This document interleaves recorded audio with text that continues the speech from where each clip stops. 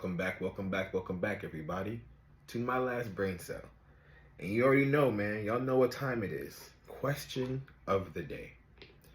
If every animal on the planet made or had access to social media the same way humans do, which animal or like group of animals do you think would make the most fire content? And animals being like obviously lions, tigers, bears, oh my, dogs, cats, horses, zebra, Komodo dragons, insects like spiders, flies. Which animals do you think, or wild beast, I should say, creature, whatever, do you think would make the most fire content? And honestly, I can't decide between one. I think it comes down to two of them. And they're like stellar opposites of each other, and it's going to be really random, as most of my thoughts are, so just hear me out. The first one I thought about was a cheetah.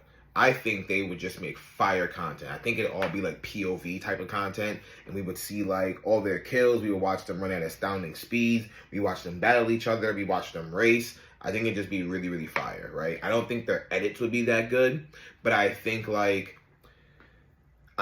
because they're going so fast, they would have a lot of slow-mo cuts in their videos and like slowing down, like when they got the pounce on animal and things like that, they would slow down like their races.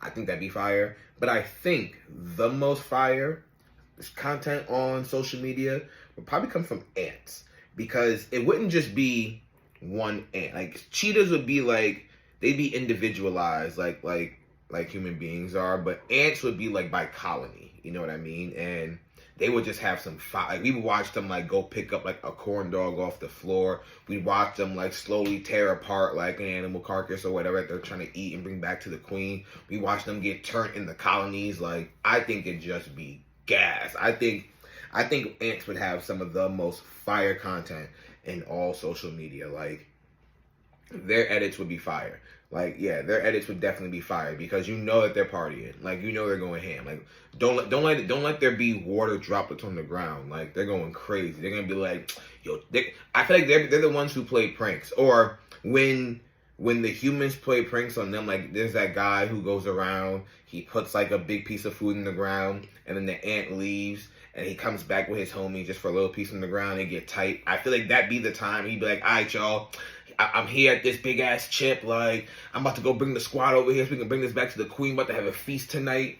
And he goes to get to the homies. He comes back and he's like, yo, nah, chill. Look, I have proof it was here. And then they go hunt the person, and it would just turn into, they would go find that chip. I don't know. I just think ants would have some fire content. So you guys let me know, which creature, wild beast, whatever, do you think would have the most fire content if they all had access to social media like we do? And while you are racking your brains for that one, I know it's a real crazy question. It's super random, again, as most of my questions are. I'll go pick your poison. All right. Let's see what's going on. Give it a good shuffle. Give it a good mix. Heart of the cards to guide me. All right, let's see. I'll take that one. I'll do this one. That one. All right, what the poison saying today? Only be able to stand still or sprint at full speed. Re-gift every present you receive back to the person that gave it to you. That's really funny. Have it feel like someone stepped on you when they step on your shadow. That sounds painful.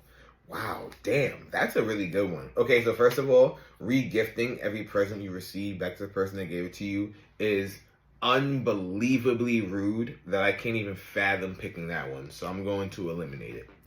Only be able to stand still or sprint at full speed is comical as well, because I couldn't imagine going for a nice walk in the park and just sprinting or just standing still because I don't want to run anymore. I would look insane. Again, it would just be one of those moments where I would tell people I have a condition where I can literally only stand still, or when I go to move, I run at full speed or sprint at full speed. Those are my only options of transport when it comes to my own two legs. Damn, that would suck. have it feel like someone stepped on you when they step on your shadow. It's fascinating because I've never been stepped on before. Like it's not a kink of mine, so it's not something that'll ever have done to me. But I would imagine that having your head stepped on probably feels painful. And it says steps. It doesn't say like have the pain transfer, because it's a good thing. Because imagine if like your shadow's in the street and a car runs over it, that would be immensely painful. But having it feel like someone stepped on, that doesn't sound like a good time, like at all. That sounds actually really painful. Like, imagine someone stepping on your stomach or like your back. Like, if they step on that whole midsection, it probably feels like your whole body's just like, ooh, or like, ah. Like, yeah, that doesn't sound, it does not, ooh, that was risky. It doesn't sound like fun. So I feel like for my sanity and my safety, I'm going to have to do the only be able to stand still or sprint at full speed, because I don't want to go for walks in fear of someone stepping on my shadow and I'm regretting coming outside because someone was wearing like stilettos and they stepped in that part of my head that had my eyeball and now I'm blind. I don't want that. Yeah. No thanks. So, yeah, let me know what you guys are going to pick. Are you going to re-gift every present you receive back to the person that gave to you like a dickhead? Are you going to only be able to stand still or sprint at full speed? Or have it feel like someone stepped on you when they step on your shadow? Let me know in the comments. Put it in the comments. Go ahead. Take your time. You know, if you're on your phone, autocorrect will help you. So you don't got to type fast, though. But if you do, autocorrect is your friend sometimes. And while you're doing that, allow me to get the wheel of fun. Once again, just going to kind of hold this and hope for the best. Good torque on that one. Ooh, went backwards. Anime. How hilarious. Man. Because, and I say it's hilarious because not obviously, we talked about anime a little bit the other day when I talked about how good Daima was and how good Solo Leveling was and how Vegeta is super relatable. So today's Thursday, so there's not like there's much anime that has come out between now and then. We get Daima tomorrow, Solo Leveling we get Saturday. We got Invincible today, and that's not necessarily an anime, but I'll put it in this category. You know what? That's a lie. You know what I'll do? It's Thursday, and it's been a long month since a Thursday of this caliber has arrived, and I am of course talking about the release of the newest chapter of Kaiju number 8. It's been a month since we saw Kafka pop out with that new transformation, and today we saw what he's capable of. But not only did we see what he is capable of, we saw what his opponent is capable of as well. So, you know, he's fighting against number 9, and which is an amalgamation of like all the evil kaiju that have tortured this earth. But Kafka, he's ready for the fight. He's obviously proven that he has immense strength. His durability has gone up crazily. So the beast was firing off like these energy blasts that Kaiju number 2 was capable of producing. And even the original Kaiju that does these blasts couldn't produce the caliber and frequency of the attacks that this monster was producing. But my boy Kafka did not care, man. He came out unscathed and was walloping on this beast. It was insane. Like, I don't know about my fellow manga readers, but whenever I read a manga, I always try to envision the fight scenes, how they would translate animated. Oh goodness. So as I was reading this chapter, all I kept thinking was, man, I can't wait. Oh, that was scary. Until we get to a point where this chapter is animated, because it's gonna go absolutely crazy.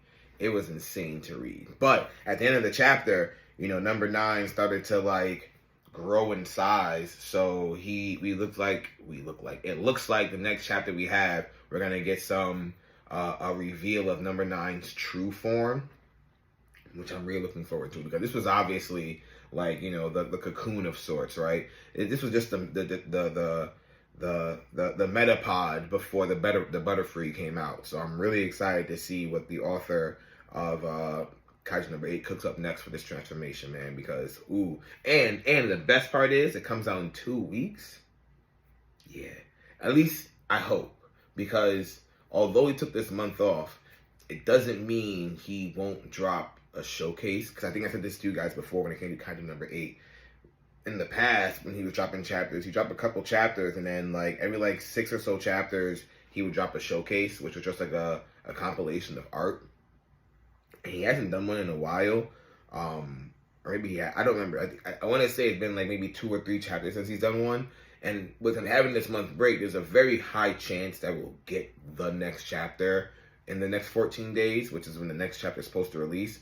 But there's also a chance he gives us a showcase. Although I hope he doesn't, because I don't want to put off any further seeing what this next form looks like. I need more Kaiju number 8 in my life. Yeah, it's just too damn good. It's too good. So I said it before, and I'll say it again. If you're not reading Kaiju number 8 and you are a fan of anime, manga, and things and the like, go read Kaiju number 8. But before I let you guys go, next episode is going to be the last episode of the Slice of Buffalo. And I know I said this the other day, but it's very important I bring this up now. And I know I said it then too, but I'm going to have a guest. And everything happens for a reason, right? But because I have this guest, everything's going to work out. Why do I say that? Because I went to go look at what some of the pizzas were going to be at Allentown Pizza, our last spot on this list. And when I went on the website, it said it was permanently closed. Or let me back up. I for whatever reason, my first thought when it comes to looking up businesses, as opposed to Googling it, I go on like Apple Maps, because I know Apple Maps will have the link to a website. So I go to Apple Maps and it says permanently closed. And I was like, that's weird. I was just looking at this pizza spot a couple of weeks ago, so that doesn't sound right. When I went to Google the spot, there was an article from about a month ago stating that Allentown Pizza has closed, and I was devastated. I couldn't believe it. I'm shocked, and I'm kind of hurt to know that, you know, that a lot of these businesses are really out here struggling like that. It's kind of disheartening. You know, people put their heart and soul and blood and savings and all types of energies into these things, and sometimes they just don't last. I don't know why. There weren't a lot of details as to what happened, but it's very sad to hear. But I digress. Because I was going with someone who is very familiar with the Buffalo area, he gave me some options to replace said pizza spot. So, without further ado, I have a few names in this hat. We're going to go ahead, mix it up, grab one, and this will be the official final place for the Slice of Buffalo. Let's see where we're going, my friends. So mixy. All right. I'm going to take my hand out, put it back in, and the last place on the Slice of Buffalo tour is Galici's. Never been there, never heard of it until today. Either way, still excited, still looking forward to it.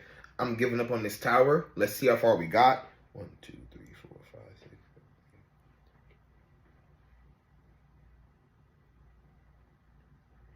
23. We could do better next time. Until next time. But wait, before I let you go, actually, don't forget, y'all. Mission 1K. It would mean everything to me if you remember to like, comment, subscribe, and tell a friend to tell a friend. Trying to get 1,000 subscribers for the end of the year. So make sure you're sharing the good word that is my last brain cell. Until next time, my friends, it's King Echo, signing off.